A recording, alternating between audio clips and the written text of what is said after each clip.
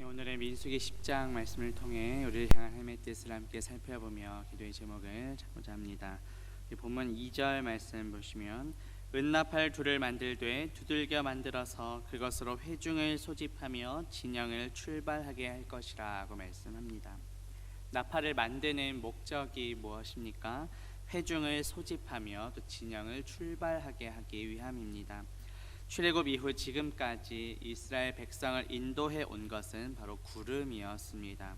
이 구름은 이스라엘 백성에 대한 하나님의 인도하심을 나타냅니다. 이제 하나님께서 세우신 지도자들이 백성들을 안전하게 인도할 수 있도록 은나팔을 만들게 하십니다. 그래서 백성들을 소집하고 행진하는 데 도움이 되게 하십니다. 본문 7절 보시면 또 회중을 모을 때에도 나팔을 불 것이나 소리를 크게 내지 말며 라고 말씀합니다. 회중은 모이다라는 뜻인데 신약의 헬라어로는 에클레시아로 번역됩니다. 신약에서는 성도들의 모임인 교회를 에클레시아라고 불렀습니다. 따라서 교회는 어떠한 건물이 아니라 하나님에 의해서 불러 모아진 자들의 모임입니다. 우리 모두는 머리 되시는 예수 그리스도의 몸을 이루는 교회의 공동체입니다. 본문 8절 보시면 그 나팔은 아론의 자손인 제사장들이 불지니 이는 너희 대대의 영원한 율례니라고 말씀합니다. 나팔을 불 수 있는 사람이 누구입니까? 바로 아론의 자손인 제사장들이었습니다.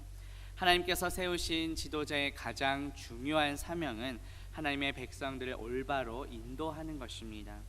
이러한 나팔 소리는 장차 예수 그리스도의 재림을 알리는 데도 사용이 됩니다. 신약성경 고린도전서 15장 51절 52절에 보면 마지막 나팔에 순식간에 호련히 다 변화되리니 나팔 소리가 나매 죽은 자들이 썩지 아니할 것으로 다시 살아나고 우리도 변화되리라고 말씀합니다. 그래서 본문의 나팔 소리는 대대로 영원한 율례가 됩니다. 여기서 율례는 깎다 그리고 돌에 새기다라는 뜻입니다. 하나님의 말씀을 마치 돌에 새기는 것 같이 우리의 마음판에 새겨야 합니다.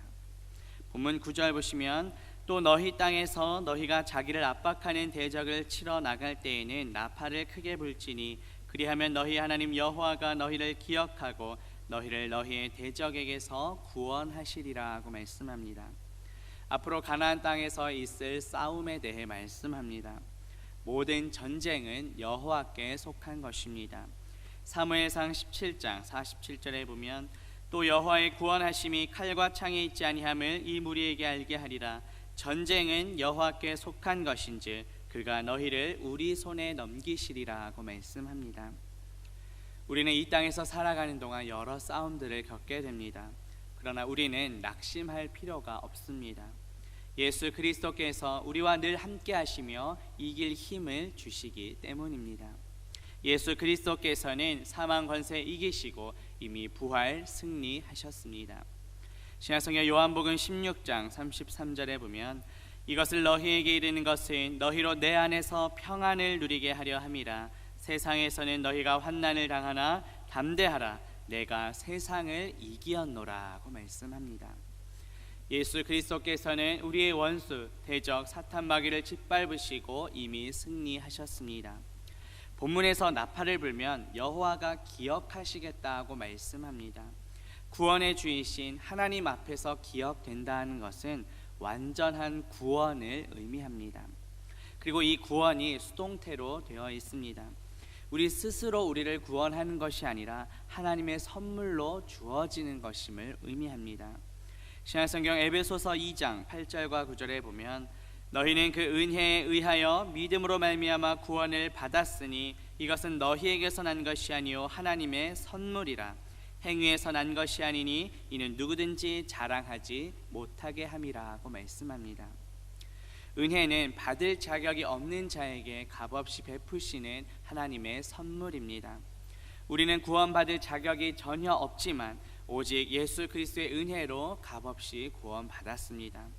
우리는 아무런 값도 치르지 않았지만 예수 그리스도께서 십자가에서 피 흘리심으로 우리 대신 모든 값을 치르셨습니다. 그리고 우리가 갚아야 할 모든 죄의 빚을 대신 다 갚아 주셨습니다. 값없이 구원해 주신 예수 그리스도의 은혜를 늘 기억하며 감사하는 저와 성도님들 되시기를 주님의 이름으로 축복합니다. 본문 10절 말씀 보시면 또 너희의 희락의 날과 너희가 정한 절기와 초하루에는 번제물을 드리고 화목제물을 드리며 나팔을 불라 그로 말미암아 너희의 하나님이 너희를 기억하시리라. 나는 너희의 하나님 여호와니라고 말씀합니다. 희락의 날은 국가적인 기쁨의 날을 가리킵니다. 불임절과 같은 종교 의식도 포함됩니다. 이 불임절은 바사 제국 안에 있던 그 유대인들을 진멸하려는 그 하만의 계획으로부터 에스더와 모르드게에 의해 유대인들이 구원함을 받은 기쁨의 절기입니다. 절기는 하나님과의 만남의 날입니다. 성경에 보면 유월절, 무교절, 오순절, 장막절 등과 같은 여러 절기가 나옵니다. 그리고 초하루는 매월 첫날을 가리킵니다.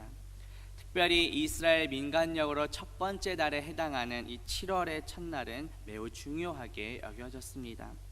레위기 23장 24절에 보면 이스라엘 자손에게 말하리라 일곱째 달 곧 그 달 첫날은 너희에게 쉬는 날이 될지니 이는 나팔을 불어 기념할 날이요 성회라고 말씀합니다. 하나님께서는 이스라엘의 모든 것 가운데 첫 번째 것을 하나님의 것으로 취하셨습니다.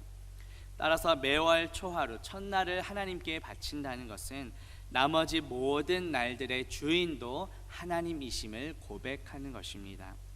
우리가 매주의 첫날을 주일 예배로 영광 돌리는 것도 다른 주 중의 모든 날들이 하나님의 것임을 고백하는 것입니다. 또 우리의 수입 중에 10분의 1도 하나님께 11조로 드리는 것 역시 모든 것이 하나님께로부터 왔음을 신앙 고백하는 것입니다. 우리의 모든 시간과 물질, 나아가 우리의 모든 생명은 하나님께서 주신 것입니다.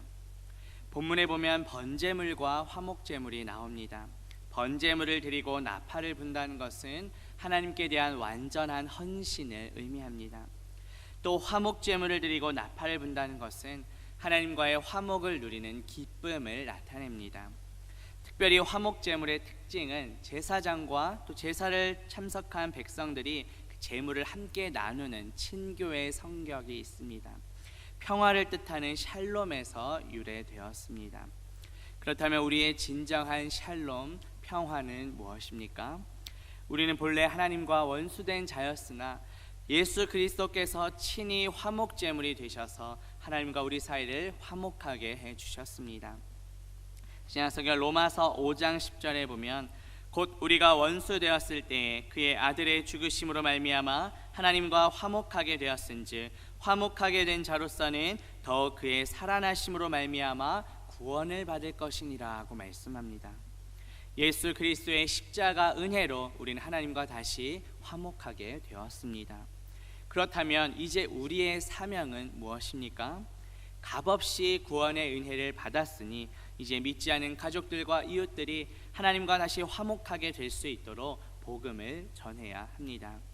믿지 않은 가족들과 이웃들에게 복음의 나팔을 불어서 예수 그리스도께로 인도하는 저와 성도님들 되시기를 주님의 이름으로 축복합니다. 네, 기도합니다. 하나님 아버지, 오늘 말씀을 통해 나팔 소리는 회중을 소집하며 진영을 출발하게 하기 위함임을 깨닫게 하시니 감사합니다.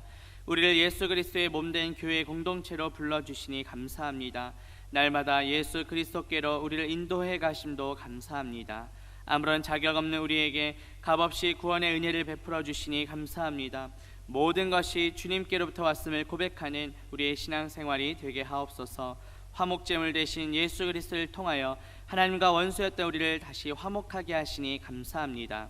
믿지 않는 가족들과 이웃들에게 복음의 나팔을 불어서 그들도 예수 그리스도께로 인도하고 하나님과 화목하게 하는 우리 모두가 되게 하옵소서.